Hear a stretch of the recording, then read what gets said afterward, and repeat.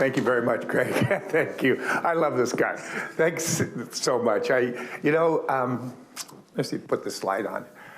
It's a little early for me.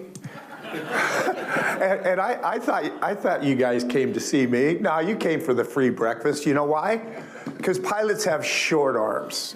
They just can't reach in there to get it out there. So I'm not gonna be ashamed that you're here for the breakfast, so you gotta listen to me speak for a while. I love this business. I love everything about this business. And I really want to thank Redbird for inviting me. I really want to thank Redbird for supporting me. This is the sim they donated to Bob Hoover Academy when we first started. I had a little Cessna 152, and this is like 8-9 years ago, 152, and they donated the sim, and I went, wow, they really believe in me. And we're going to talk about this a little bit later, but we're making strides. We fix broken kids. And this metaphor is just so powerful that this was just an experiment, a social experiment about social justice in my community. And we changed lives. And when you change a broken kid's life, they never go back. And my alumni, this young man here, Diego, his father and mother don't speak English. His father is a field worker, mom's a field worker. And he gave Harrison Ford a lesson in that airplane. In the sim. And here he is last year. There's Diego. Look at this kid. And so we're going to get onto that, but you know, it is this metaphor. I've been so fortunate. I've been so fortunate to have this opportunity to live my dreams. Okay, when I first started out, like Craig, I started early, but I had horrible instruction. I had people who were afraid of flying teaching me to fly. Okay, I was afraid to stall an airplane.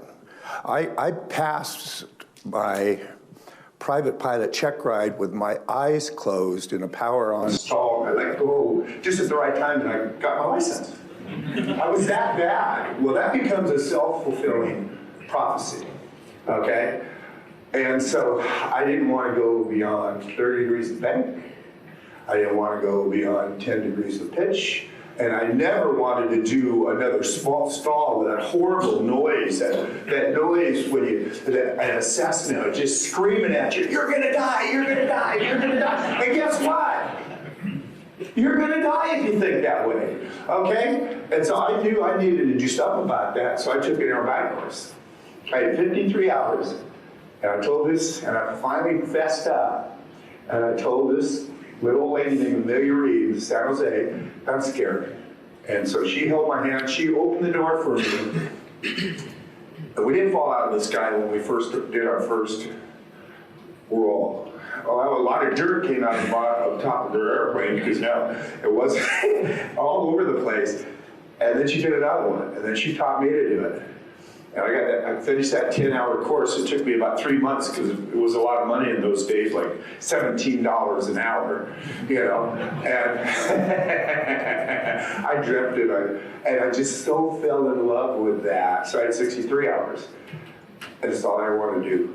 I wanted to be we live on the x-axis and the y-axis, but in the z-axis, you're free. You can go ballistic. You can challenge yourself.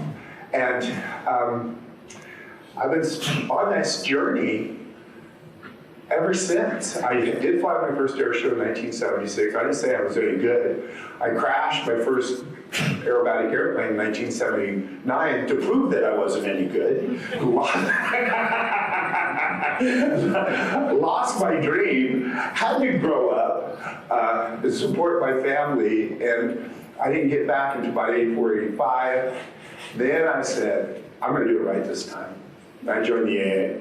I joined the IAC. I started having mentors. I've been I've flown here at Oshkosh from 1992 to 2019, 27 years. 27 years of being on this field. 27 years of being on this field of dreams. It's unbelievable. It's being here at Migration on this field is so important because of reverence, because of who you meet, and like Craig says, we're a community. Every single one of us. You guys are the experts in flight training. Okay, I'm just learning how to do that. I can teach people how to flip and twirl and tumble through the sky, but that's a specialized skill. I got to learn the other part of this flight training stuff, and it's not so easy. I mean, you guys have to be psychologists. You have to be a coach. You got to be a parent. But I think the most important thing in your job is to light that spark within every single time. Light that spark within, and do not diminish their expectations. I think that's the most important thing. And so for my life, a couple months ago, I was here with my family, okay? That's at the Smithsonian. These are my grandkids. This is my daughter who watched me do this. This is my son-in-law. That's my wife of 45 years who supported me through this deal. And I didn't start this journey to have my airplane in the Smithsonian, but I did it. I didn't die, okay? I did not die. I did not believe my press clippings because I had the greatest mentors on earth, okay? And they all came from DA. So I'm going to show you a video that we made about 5-6 years ago at Oshkosh to get you. Has everybody been to Oshkosh before, the air show? Yep. You're going to come because it's going to blow your mind what this place turns into. And it's everything that's righteous about America is on this field. I mean, what I learned through this whole equation is my job is to inspire, is to thrill, to educate, and most importantly, give hope. And I've done hundreds and hundreds and hundreds and hundreds and hundreds and hundreds and hundreds of performances. And it's always the same every Saturday morning. There's mom and pop, grandma and grandpa, it's the kids. And they're there, and they walk onto that personal field of dreams. And my job is to do it with reverence, is to do it with as much passion and skill as you have. Leave something in the piggy bank because you don't throw it all down because it is dangerous work. But it's to inspire. If I hurt myself, if I crash that airplane, if I kill myself, I've just disparaged my community, disrespected my community, but I stole dreams from somebody. Because unlike Formula One, we don't walk away. And so it is just incumbent upon all of us as leaders, as aviators, as educators, to instill in that reverence too. So we don't abuse the privilege, especially nowadays with social media and all that. Horrific things happen instantly across the world, and we're the keeper of the flames. We're it. You guys are it, and you're teaching the next generation, inspiring, and when Craig said all the educators are here, this is the best secret sauce America's ever had. Aviation, and the opportunities out there now are incredible. I mean, it's just incredible. Not just to be a pilot, but from the maintenance to running FBOs to running chartering. There's just, the future's huge. And now these educators, you guys are getting it. And we're offering it to all of America now, which is just awesome. So I want to go ahead and play this video.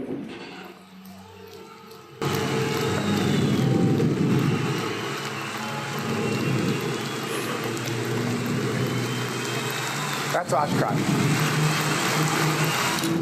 People say that I'm one of the greatest airshow pilots that ever lived. But in my mind, I'm still a student of the art form. I'm still a student of the game. And if I started thinking that I was the greatest air show pilot that ever lived, I'd be an immediate dead man walking. My name is Sean D. Tucker.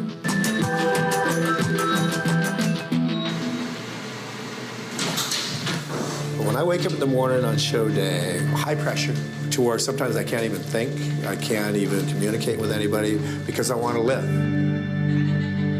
I don't leave my house without kissing my wife goodbye and telling her I love her. I don't go to work mad. I don't put any baggage in my head that's negative.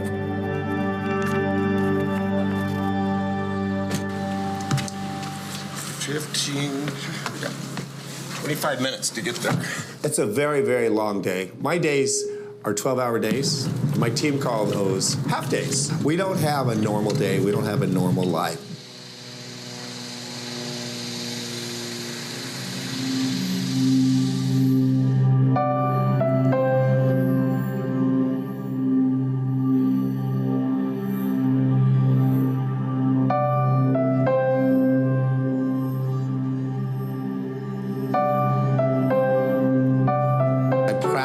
Every morning before my performance to see what my body's doing, to see what my airplane's doing, seeing if I can connect with the airplane. It's imperative that I do.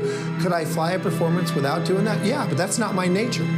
I don't want to leave one stone unturned and be surprised in the arena when people are watching that maybe I'm having a bad day. And I prepare for it and I change things. I either get my attitude right, something's wrong with the airplane, something's wrong with my body. I'll leave figures out. But I find out that morning. The danger is in the back of my mind.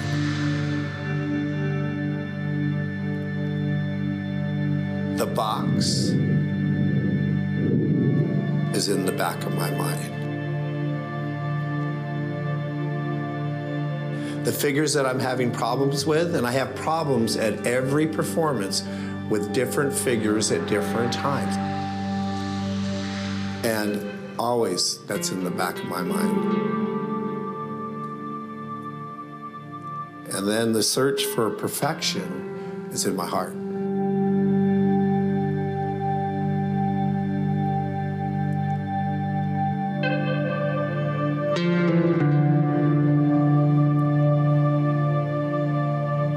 And I'm striving for perfect during the performance, but you can't get there. But you can be excellent. You can't be perfect, but you can be excellent. And if I can meld those two together, it works beautifully.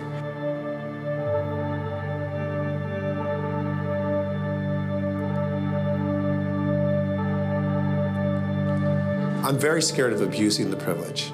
I'm very scared of letting my ego get in the way and believe in my press clippings. I'm very scared of killing myself in front of the audience. I will not get in the cockpit mad. I will not fly an airplane that's potentially disabled. I'm gonna honor my commitment to be a true performer.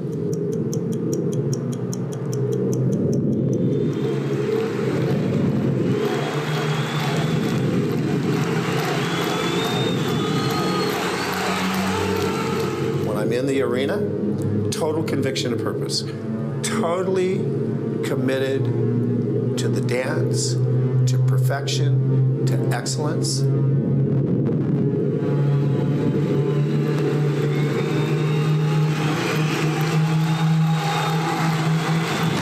Good afternoon, ladies and gentlemen. My name is Brian Norris, the operations coordinator and narrator for Team Oracle, featuring the man considered by many to be the top solo aerobatic performer in North America today. Join me in welcoming none other than Mr. Sean D. Tucker.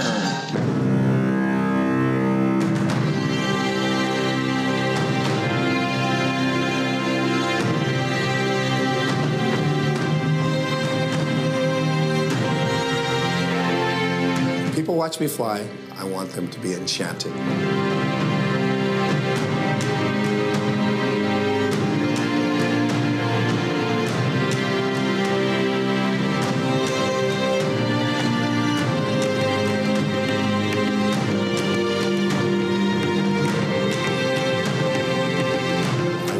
to be the lightning rod that touches that soul.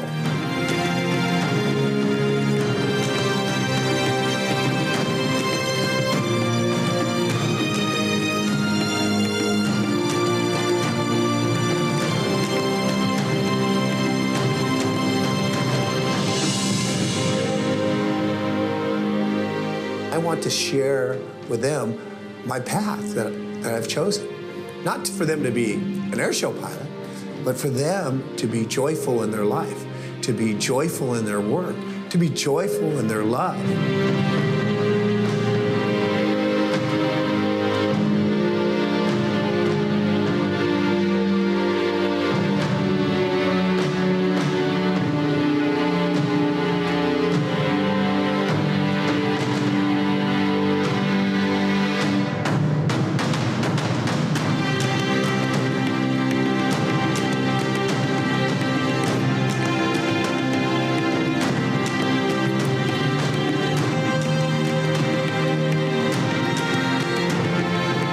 Out of the cockpit, I'm thrilled, I'm humbled, I feel so privileged, but that was that last flight. I got to do it again tomorrow.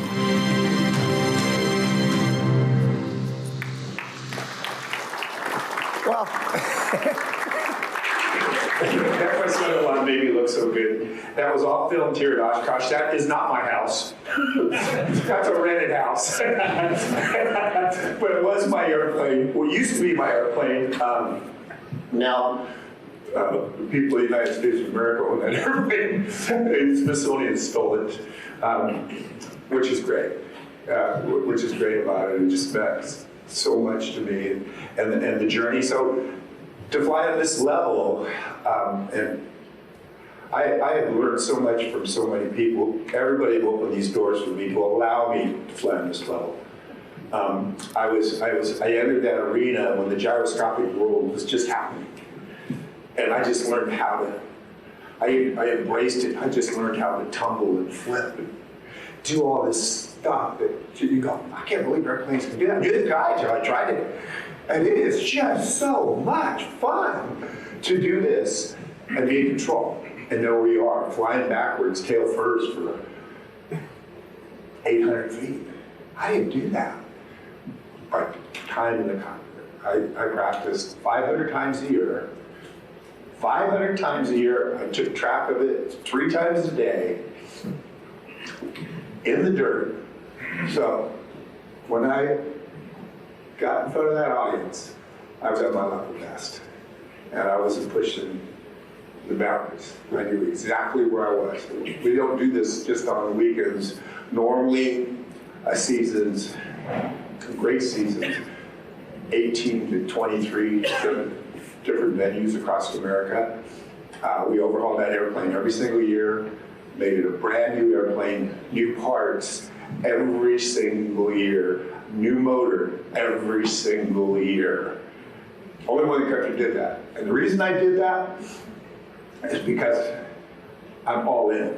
And when I say all in is, it wasn't about the money, it's about respecting the opportunity you had to be able to fly at this level. And all my guys, all my team members, full-time employees, no volunteers. I always had volunteers, we loved them to be on the team, but I had a team that I bet my life on, okay? And that was so important to surround yourself with people that you can bet your life on. And this is what I love about us as aviators and commitments. When we shake the hand, we're giving our word. When we take a passenger flying, they're giving you their life. They're giving you their life. They're trusting you to make the proper decisions. They just want to go to A to B. They may want to go just experience that. Huge, huge responsibility. I mean, it's just, and it's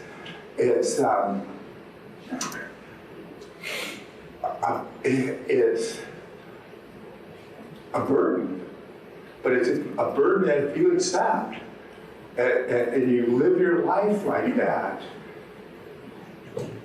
It defines you as who you are as a human being. Does this stuff always work? Nah. No, it doesn't always work. Even with the best team, even with the best equipment, it's a machine. And 8 to 9 positive G's, 7 negative G's, and the stresses we put on that airplane. I'm going to show you this next video of I had to bail out. I had to bail out in my flying machine, and this is what it looks like after you do a bailout, and you're not in it. My body would have been in there somewhere if I hadn't gotten out. Okay, and it rocked my world because I did everything right. Okay, I did everything right. And it was a brand new part that broke at 55% of its rated value, bought it from a legit company with all this stuff. We just had overhauled the airplane on my way to an air show. I'm 10 feet off the ground. I was practicing in Louisiana on my way to Sun and Fun. 220 knots, 7.5 G pull, 10 feet off the ground, and the rod end broke that was connected to my elevator. I had no elevator. And already been prepaid $1 million from Oracle, and I haven't flown a show yet, to help get through the expenses of the season and the whole thing. And I'm like, holy crap. I mean, I'm stunned. I do everything right. And I tried to save that airplane. It was the first time, and this wasn't my first bailout, unfortunately, but it was the first time that I had time to try to save an airplane because I had a trim tab. And when it broke, I was going up. And at first I thought, it's amazing how you get so sensory overloaded where you're trying to take in all this information and how time does really slow down. But it was like I blacked out. And it wasn't from G, it was I had so much information going through my whole mind that at first I thought I was dying.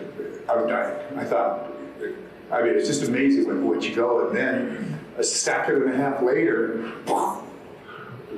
I'm 500 feet, just going like this. I said, whoa, I'm not dying, whoa. And so I'm following this elevator. I tried to make it work with this trim bar, and I'm not dying. What do you think? Maybe I could save this airplane and save my sponsorship, because what company wants to be on the news? What company wants to be on the news with their logo looking like that? I mean, it's not, especially a big time company like this. I said, I'm gonna try to save this. I couldn't save it. I couldn't save it. And your gut tells you. Okay, I've known this girl for so long. This airplane, I probably have 9,000 aerobatic flights in. So I know this girl. I'm so connected with this girl. I knew exactly I knew exactly which rod end broke. Okay, I knew exactly everything. And I knew I can't save this girl, because I almost get her to fly straight, thinking I could just kind of crash landed on the airport, but still live. And then it would take a flip. And so I had to jump. I had to think about my family. And you do, because and believe me, there's no atheist in a disabled airplane either. I guarantee you, okay?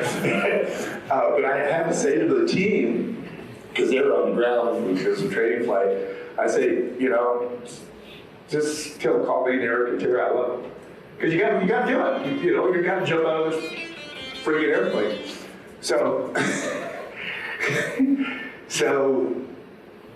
I'm clear. I was so clear on this emergency, and got it back to altitude. I took it up to 9,500, and I couldn't figure out where it was going to land from 9.5. So I took it back down to 5,500 feet because I knew where I could place it. We were able to close some roads because I didn't want the airplane to fall on somebody driving down the freeway. So we were able to close some roads, and that thing landed 100 yards where I planned on it because I knew exactly what the airplane was going to do. Unfortunately, I was part of that equation because when I jumped out, did everything right. You know, I even shut the engine off. You know, I didn't have to worry about the fuel because by that time I only had 1.5 gallons left. So I didn't have to worry about much of an explosion.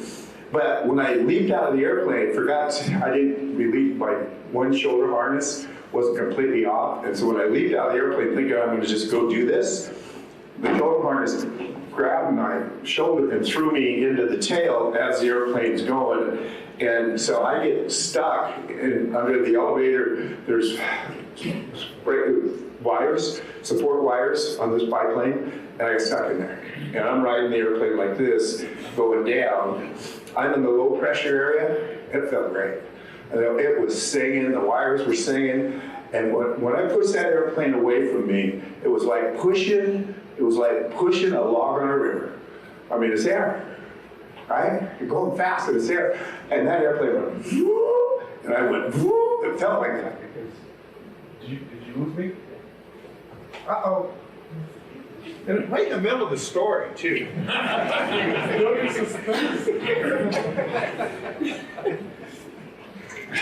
We'll be right back. Yeah, we'll be right back after this discussion. So,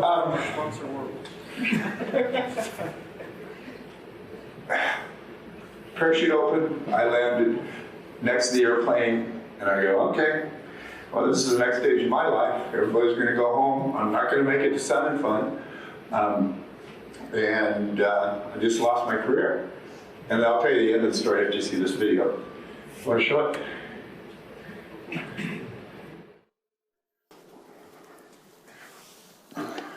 Live and on your side, this is News Channel 7 at 5.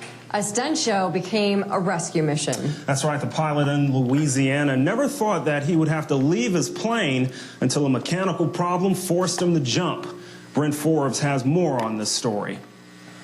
Some Red River Parish residents got a private air show of a different kind from a world-renowned stunt pilot around 10:30 Tuesday morning. We saw the plane up and circling, and then we saw it actually when he bailed out and when his plane went down. The Challenger Aerobatic biplane came down in a cotton field on Michael Simpson's I Hope Ranch in Lake End. I saw the dust when the plane hit. In a few minutes, I saw him parachute. The world-famous stunt pilot Sean Tucker flew out of the Red River Parish Airport to practice his routine for a weekend air show. Tucker's spokesperson, Carl Coppin, says Tucker noticed a mechanical failure shortly after takeoff in just a short time before his 8,500-foot jump. It took about 15 minutes to assess the problem, realized that it would probably be unsafe to land it. So during that time, we found a good landing area, a wide open field, and he elected to wait till the fuel just got about empty and jumped out of the airplane and parachuted down. Is that an everyday thing for stunt pilots? It's not an everyday thing, but it's something you train for repeatedly. And the training paid off. Now all that's left are the bits and pieces. They'll, salvage what's there, get it out of this guy's plowed field, and obviously you can't put it back together, In Red River Parish, Louisiana, Brent Forbes for CBS News. Sean Tucker was on his way to the Sun and Fun Air Show in Lakeland, Florida this weekend. His spokesperson says Tucker will not fly in the show, but he can teach other pilots a lesson about getting out midair and surviving. Yes, he can. Yes, I can. Yes, I can. I wanted to get the hell out of Red River Parish, let me tell you. Red River Parish, man. And I love the people who live there. It's H.T. Coleman, his brother Kevin Coleman. That's where the home base is. But I wanted to get the hell out of there. But here's the deal. So I'm walking back, and the first call I get is from Larry Ellison, the CEO of Oracle. And he says, "Thank God you're alive. Keep the money." He knew what I was going through in my mind. He says, "Keep the money.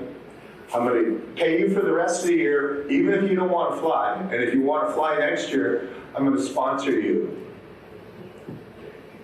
for the next year. I mean, to me,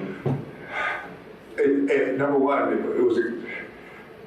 it was just a statement his company made to me that they believed in the work that I'm doing and that they understood that I didn't abuse a privilege. And it humbled me. And it humbled me saying, we're doing good work.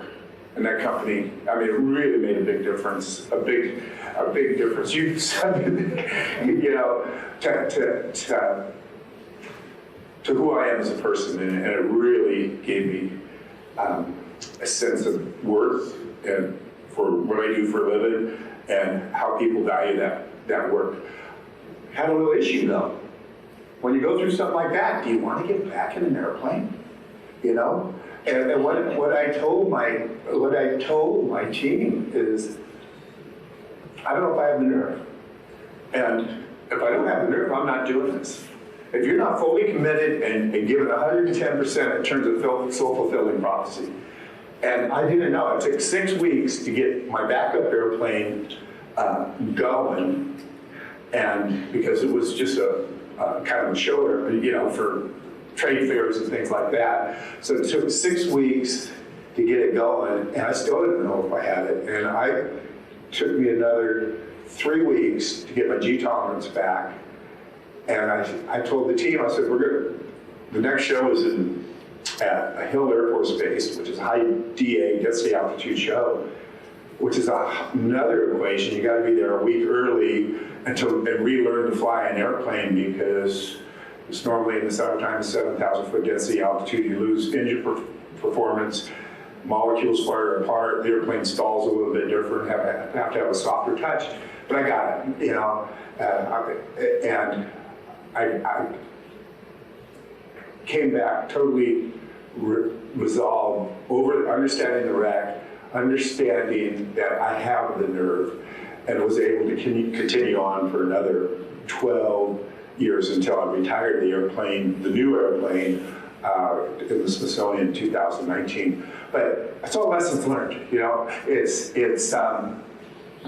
And it's how, you know, I don't advise anybody's, I don't want anybody's, I'm not recruiting for airshow pilots. It's a tough way to make a living. I was very, very fortunate. I'm there to mentor them. I'm there to train them. I believe that aerobatic flying is such an important key in developing your skills as an aviator, because you're on the Z-axis all the way. 90 up, 45 up, 90 down, 45 down, and an airplane flies on the total axis. And so I totally believe in that as I believe in upset training. I believe in real time, having your body become acclimated to the world is your horizon, your art, it's your world, is living in a world where you know where you are at all time, you know, all the time in an airplane. But I also believe in this industry, the airshow industry, because we're the first recruiters for aviation. That's when a kid gets inspired by watching the Blue Angels, Thunderbirds, like Kevin Coleman and Michael Cooley, and we have a big responsibility. So I'm going to show you the next video of my last solo performance. It says 2018, and it was supposed to be 2018, but what happened was I didn't have enough money to deliver the airplane to the Smithsonian yet, so they had to wait another year. So here we go.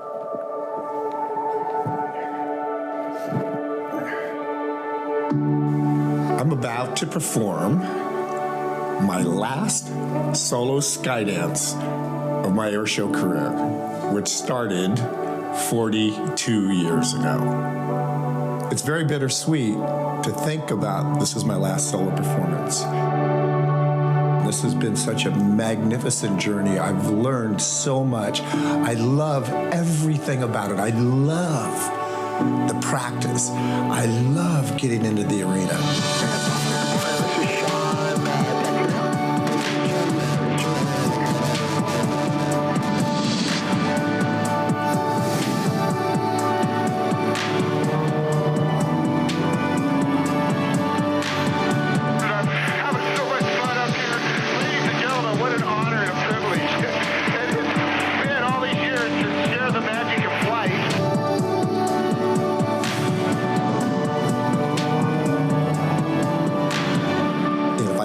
have anything else to look forward to as a sky dancer, I would be extremely depressed. I'm finishing my solo career so I can start another one, and that really excites me.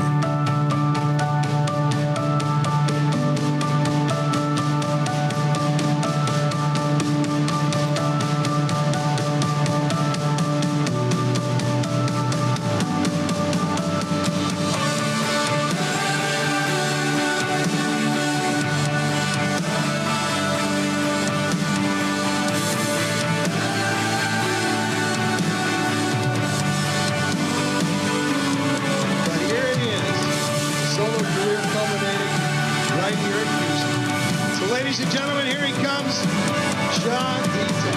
What a day. Well, let me tell you, I had a lot of joy in the cockpit because I've dedicated my life through my friends who taught me that this is all about celebrating who we are. And I'm just going to do the best of my ability as a human being to fly that airplane. And as long as you have joy in the cockpit, you're making the right decisions. As long as you have joy in your life, you're making the right decisions.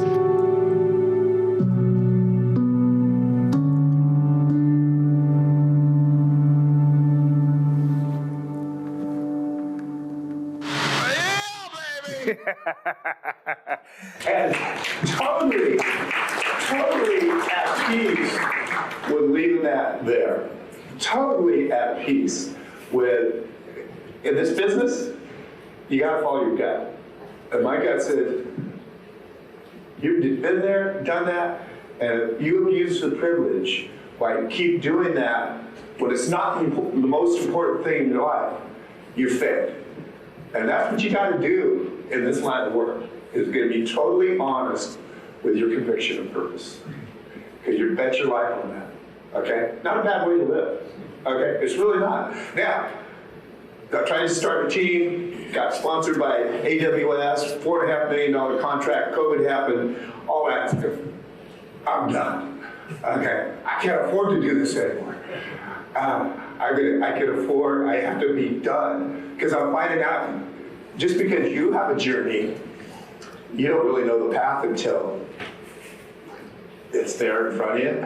And when I'm finding out, because I have it, right? And there we go. This is becoming more and more of my purpose, is educating the youth. And we have the Bob Hoover Academy. And I am so glad. Bob was a dear friend, one of the best mentors. He was a colleague. I flew shows with him. We traveled together. I learned so much about him. And before he passed away, I asked him if I could rename originally Where Every Kid Can Fly. And because I believe every kid should fly and can fly. And I asked him if I could do this. And he said, hey, why are you paid for? Come on, Sean. I said, listen, Bob. You were a horrible pilot when you started.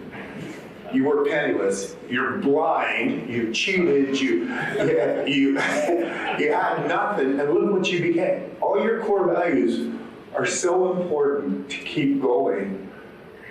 His tenacity and his resilience and everything. I learned so much about how to live as a human being from R.A. Bob Hoover, and I am so honored that we're 9 years into this, 10 years into this. And those kids, they don't really care about our dear friend, but they're so proud of being a part of the Bob Hoover Academy. And so as a legacy, I'm so honored that I can keep Bob Hoover's legacy going on, because he is so cool. And we're gonna have I could keep talking forever, and I only have 15 more minutes. So. I'll show you the video. We're going to have a real short one, and then I'll take a pause and talk about who my kids are and what we're doing and how we're training them. Wait, there's our fleet, man. We got a Diamond, we got a Cessna 152, a hard-sail propeller donated us their T6. Last year we raised 200 grand giving rides in that airplane, and so we're in our campus now. We have our own campus. It's a legit high school. Monterey County spends about $350,000 supporting that high school with educators.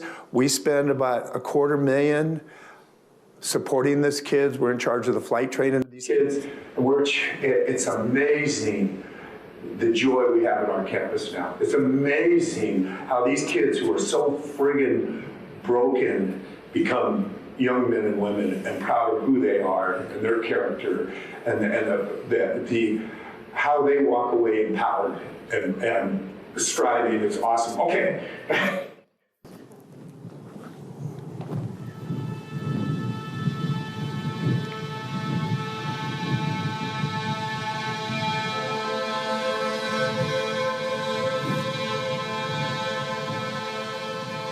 Salinas Valley is a wide open space located between two mountain ranges that has the most fertile land in the world. We feed the entire world with the produce that we grow here. But unfortunately, Salinas is ranked #1 and #2 for youth homicides in America. Everybody says they want to be #1 and #2. Well, this isn't a number you want to be.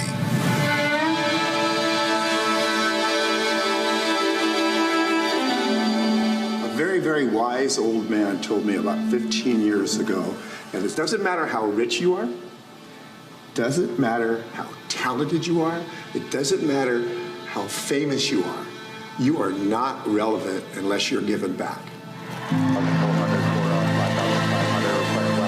I have been an air show. Okay, don't play Manny yet. Okay, so it's not that way anymore. We're down 65% than we were on youth homicides in Salinas, man. Okay, it's not just my outreach, it's about 8 other nonprofits. We give kids hope, okay? We use the tool of an airplane. We get them through high school. That's the most important thing, is to get that degree in the bar.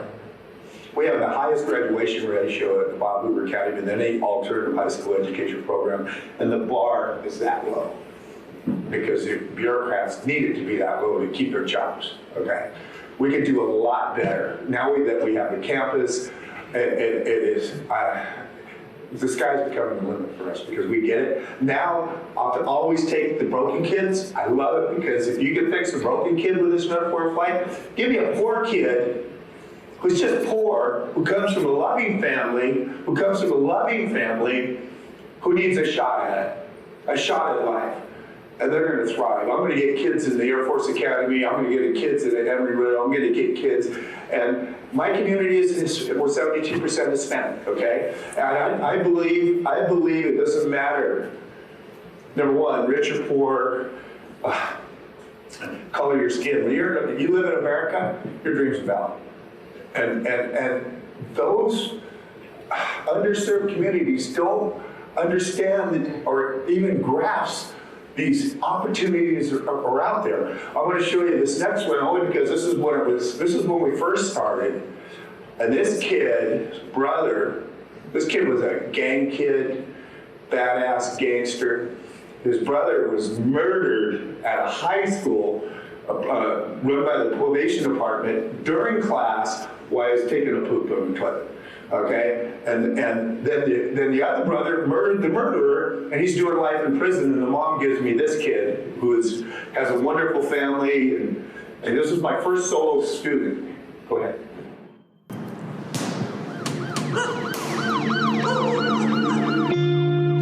I grew up in this neighborhood, and I have made some foolish mistakes. But my struggles, they do not define me. They make me stronger. People told me, nah, you won't make it, let alone finish high school. But someone believed in me and taught me to fly.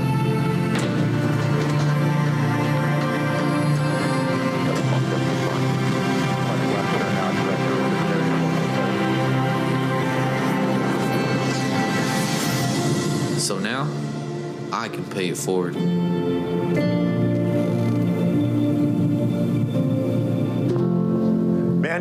Manny's 24 now, 2 beautiful children, does an outreach in the community. he started a family early, and now he has to work a real job to support his family, but he's coming back. Our alumni are always welcome to come back, and he's slowly working on his ratings. But what he does to the community, what's so interesting about this gang stuff is once they pay the ultimate price, they're kind of respected, okay? But he can look at my kids, and he comes and mentors my kids and holds them accountable. It's just amazing. This kid right here, Edgar's in the Air Force. You already met Diego. This is a magnificent story. This is Martin. He's my first college graduate. Oh man, he was such a bad kid.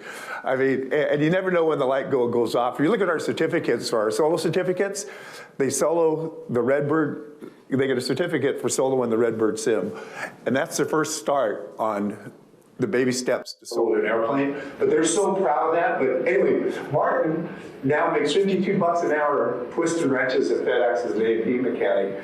But on the 13th of May, he's taking his check ride. I just checked him out on Spin's, get him his Spin endorsement last Saturday, and we're funding we're investing in his CFI because he's going to come back and teach my kids.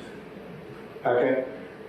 It's so cool because he's been there with nothing. He's lived in a garage. We used to have to try and go kicking and screaming, and the probation department said, dude, you're going to jail if you don't go. You're a habitual truant and you're going to jail if you don't go to school. And he hated us. He hated school. He hated everybody. He hated the teachers. He graduates and he goes, I really screwed up. He didn't solo until he was a year in college. And I didn't fund it then. I said, you come back and you work your time off, we'll get you soloing. He paid for his own private, he paid for his own commercial license, his own instrument license. And he's gonna work for the airlines. He's 23 years old. I mean, so it's a journey.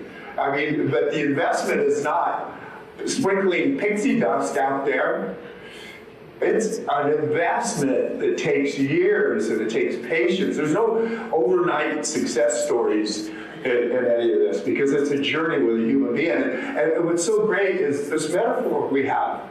You know, it's hard. Everybody's. I went and did a talk at United Aviation and said, oh, give us throughput. Yeah, we need mechanics, we need pilots, we need air traffic controllers. I said, sure you do. But first you got to build a human being first. You got to build the human being. And we use this powerful metaphor. So if you saw how I was talking about joining the cockpit, you make the right decisions, join the life, you make the right. I'm there to give those kids joy. I'm there to give those kids joy and hope. If you have hope, you get out of bed in the morning. You got hope, okay? Would this family gave me that sim, gave me hope. They believed in me. You get out of bed in the morning. And so don't forget about that. That's your job as an educator. It's not just giving them the information. It's the investment in the human being. And that's how you make a pilot. I have one, God, I'm right on time. I want this is really the mantra I've lived by since 1988 when I was advanced national champion, and about 4 days before a fellow competitor, Lynn Geringer, gave me this. He said, if you take any activity, any art, any discipline, any skill, take it and push it as far as it will go, push it beyond where it has ever been before, push it to the wildest edge of edges, then you force it into the realm of magic. I've always tried to do that with my flying, but I want to do that as a human being. Because, you know, our use-by dates are coming up, man. I mean, unfortunately. And so, every moment's important. Every moment, every interaction, every time you get a student. Because this stuff isn't hard. It's a journey. If you make it hard, then it's hard. You just got to take baby steps out. Thanks very much for your time, and I'm on time.